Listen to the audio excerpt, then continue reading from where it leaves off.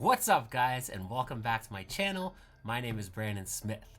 Today's case is very special as it takes place exactly 50 years ago tomorrow at the time of this upload. And while the case is very old, it is no less important that we tell these people's stories as a way of celebrating their lives and bringing attention to their case. So, without further ado, let's get into it now. The day is Friday, December 10th, 1971. The film, The French Connection, is #1 at the box office. The song, Family Affair by Sly and the Family Stone, is #1 on the Billboard charts. And just 16 days ago, a man calling himself Dan Cooper hijacks a Northwest Orient Airlines plane in Washington. To this day, it is the only unsolved skyjacking case in history. Far across the country in Middlebury, Vermont, 18-year-old Lynne Schulze is on her way to an English drama class exam. On the way, she tells her friends that she had forgotten her favorite pen and was going back to the dorm to retrieve it. Her friends wait in the examination room for Lynne. She does not show up. Across town, later that afternoon, a young man is hard at work Christmas shopping for friends and family. He sees a young woman on Court Street, just across the road from the health food store All of the Good Things. This is the last time anyone will see Lynne Schulze. This day in mystery.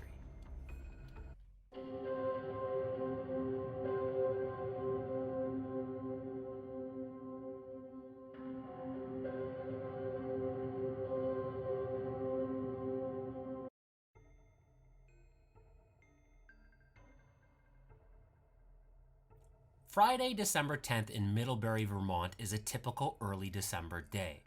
Cloudy and overcast, the daytime high is just 3 degrees Celsius. Lynne Schulze is a freshman at Middlebury College. Lynne is a smart and determined 18-year-old from Simsbury, Connecticut. Simsbury has a population of 17,475 and is about 200 kilometers from her residence at Middlebury College. Lynne is a serious academic. She studies hard and has perfect attendance, a rare feat of dedication for someone just 18 years of age. In her spare time, Lynne loves to write and has kept a journal since high school.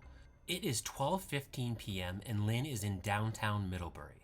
She visits a health food store called All the Good Things. She peruses the aisle of the store for 15 minutes before settling upon a small bag of dried prunes. At 12:30 p.m., she is just outside the store at the nearby bus stop. A man comes across the young co-ed and inquires regarding the bus's schedule that afternoon. Lynne tells him that she is waiting for the bus back to Middlebury College, the next bus that is scheduled to arrive. The man thanks her for the information and turns to leave, but before he goes, without prompting, Lynne tells him that she was going to take the bus to New York, but it had already left for the day. It is now 12:50 p.m. and Lynne is back on campus. Ready to put her concerted effort into practice, she puts on her navy blue sweater, brown nylon ski parka, blue jeans, and hiking boots and heads to her English drama class final exam. She meets up with 2 friends from her floor and they accompany her on the journey to the assessment. At 12:55 p.m., she stops along the route. She tells her friends that she has left her favorite pen back in her dorm. Her friends tell her that the pens will be provided at the exam, but Lynne is superstitious and tells them that the pen is a must. She leaves them on the quad and heads back in the direction of her dorm. At 1 p.m., the examination commences, with Lynne's 2 friends and many other students in attendance. Lynne is not there. Instead, at 2:15 p.m., Lynne is back on Court Street, the site of All the Good Things and the location she had been earlier that afternoon. Alone now, Lynne Schulze pulls her long, light brown hair out from the collar of her navy pullover and disappears into the Vermont dusk forever.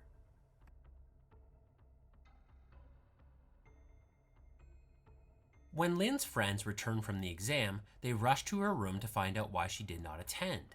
She is not there. Unfortunately, the 2 do not follow up on her absence.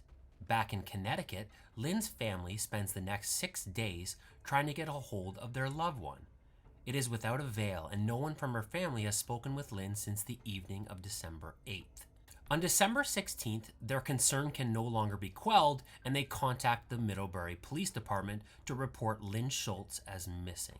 The family gives the Middlebury Police Department some background information on the teen and point them in the direction of her roommate. On campus, the police speak with the roommate. She tells them that on the morning of December 10th, she left the two shared accommodations at approximately 7:45 a.m., and Lynne was still sleeping.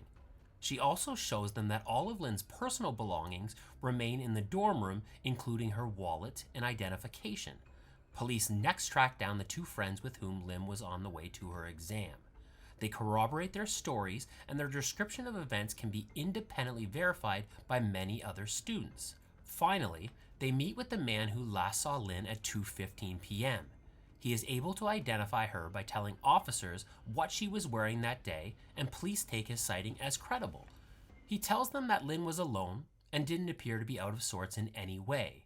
What he saw was a normal teenager on a normal fall day acting normally. Lynne's family were adamant that she would not have left on her own accord, but police can find no evidence of foul play. Neither scenario makes sense.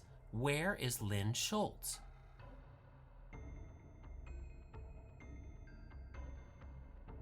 While Lynne's family did not believe that she left of her own free will, there were some details leading up to December 10th, 1971 that may suggest otherwise. Lynne had often mentioned the idea of faking her own death and starting anew. Additionally, in the letter she wrote to family and friends back home, she frequently admitted to feeling homesick and had constantly romanced the idea of withdrawing from school. A more macro detail supporting this theory is that on the day she disappeared, she had told the man at the bus stop that she had planned on taking a bus to New York City. Lynne's relative level of depression is the most hotly contested aspect of this case. Lynne's family says she was full of life and curiosity and had an optimistic view towards the future. She had already enrolled in spring classes and told her family just days prior that she was caught up on her studying and ready for her exams. Lynne's contemporaries, on the other hand, portray Lynne very differently. They describe the young woman as erratic and constantly down and very much dreading the impending Christmas holidays. On the morning of December 10th, one of the people on her floor said she didn't want to talk about the upcoming exams as she wasn't prepared, tearing up her room in search of something as she spoke.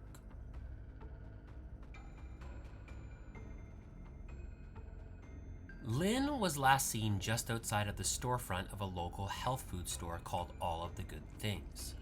The owner of this store at the time was one Robert Durst. Robert Durst is the son of New York City real estate magnate Seymour Durst. Seymour was an extremely wealthy and influential man in the New York area at the time of Lynne's disappearance. Seymour showed Robert the ropes of his business, and this tutelage provided Robert with an extravagant New York City lifestyle. His father had groomed him from an early age to take over his empire. In 1969, however, he spurned this succession and estranged himself from the family and left New York. In 1971, he was 28 years old and living in Middlebury, Vermont. In 1973, he married Kathleen McCormick. In 1982, Kathleen disappeared. In the year 2000, Robert Durst's longtime friend Susan Berman was murdered. In 2001, Durst's friend and neighbor Morris Black was also murdered. A lot of the bad things seem to be happening around the once owner of all of the good things. And in 2003, despite confessing to the killing, Robert Durst was found not guilty of murdering Morris Black. He was, however, convicted of tampering with evidence and for dismembering Black and illegally dumping his body parts. In 2021, Durst was also found guilty in the murder of Susan Berman. Also in 2021, Robert Durst was charged with murder in the unsolved disappearance of his first wife, Kathleen McCormick. Robert Durst has killed at least 2 people in his life, but authorities suspect him in the deaths of many more. Evidentially, we know that at some point on December 10th, Robert made contact with Lynne. He was the one who rang up the dried prunes for her at 12:15 that afternoon. We also know that Lynne was last seen mere meters away from his store at 2:15 that afternoon.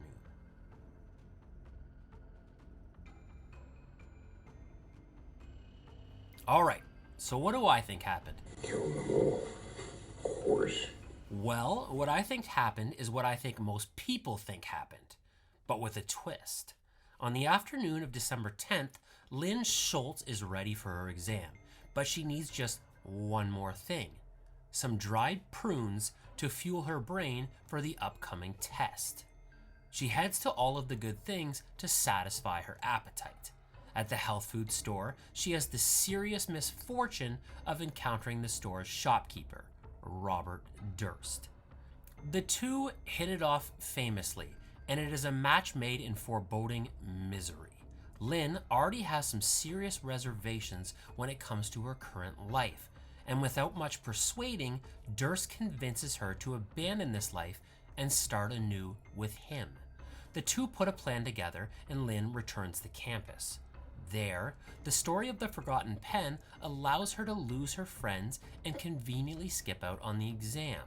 Now, why she didn't take her wallet, ID, or clothes, I can't fully comprehend, but Robert may have convinced her that for some reason, these items are best left behind. For now, anyways. I believe that Lynne was not so callous as to abandon her family forever. I instead believe that she was convinced that this new life with Durst would very much involve them. Eventually, she was going to be with Robert, and the two would do as couples did: live out their days with the full support of their families in loving bliss. Or so she was told. At 2:15, as planned, she arrives back at All of the Good Things. Robert knows that he doesn't want a life with Lynne. Indeed, in the 2 hours since their last meeting, things are very different for Robert now. He has now decided that he doesn't want this 18-year-old freshman in his life at all. Lynne enters the store, awash in the promise of blossoming romance. But the soon-to-be serial killer does what serial killers do, and he kills Lynne Schulze.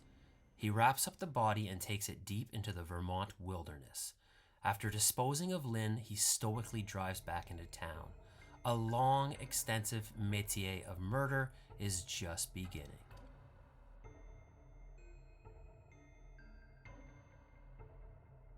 Lynne's sisters, Anne and Janet, have visited the town of Middlebury, Vermont at least 7 times since her disappearance there.